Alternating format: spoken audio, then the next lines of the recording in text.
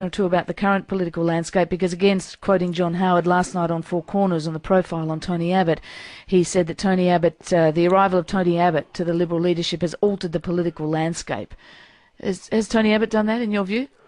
Oh, well, what he did, he's consolidated the right wing. That's what he's done. All the nutters are behind him.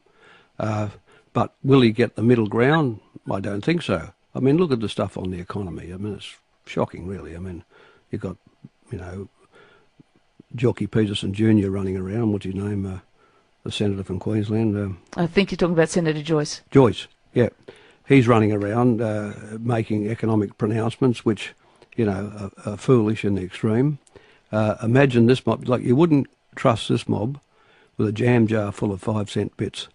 Why is the electorate going off the Rudd government, though? What, in your view, is the Rudd government not doing enough? No, fashion. All talk, no action is the cry. Let's be clear about this. The government did a miraculous job in saving the Australian economy from the deepest recession that has come along since the Depression. The one country out of the 26 member states of the OECD that had no negative growth. I mean, the Rudd government should be re-elected on that basis alone.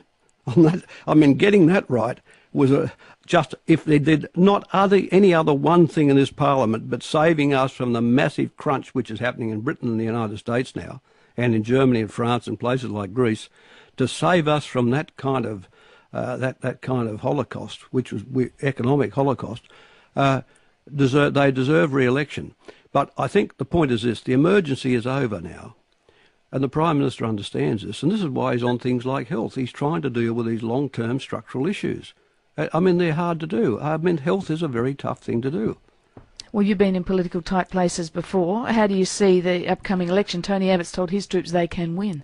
Oh, look, I mean, if Tony Abbott ends up the Prime Minister of Australia, I mean, you've got to say, God help us.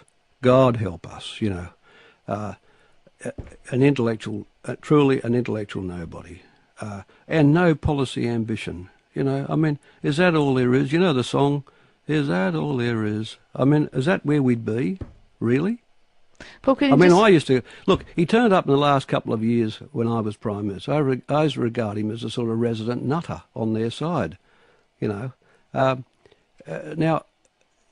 where is the thought-out position?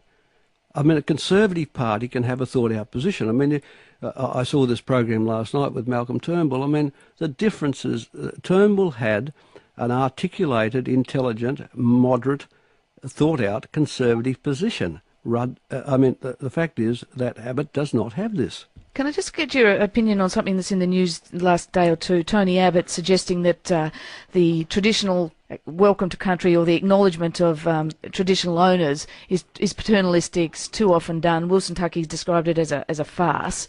Yeah. Just wonder if you have a view on that, given your role, and obviously in introducing the Mabo legislation. Well, we have a chance as a society in this part of the world to turn over a new leaf. We've got to stop borrowing the monarch of another country, the Queen, which Mr Abbott makes clear he's still interested in keeping. We'll soon have King Charles and Camilla at some point down the road, as absurd as that is. But here we are, an immigrant country, but by the way, we're not big enough to acknowledge the fact that we did the dispossessing. As I said in the Redfern speech, we did the murders, we brought the alcohol and the diseases. We did these things, and goodness of heart is something that, and honesty is something that is a core requirement on a good country. Truth is a necessary ingredient in a society with its head in the air. If you want to go around telling lies all your life, historical lies like Abbott does, fine. But haven't we moved past that? I mean, do we want really little John Howard? It was bad enough having the real John Howard, with all of that pre-Copernican obscurantism he had. But we want just another little John Howard.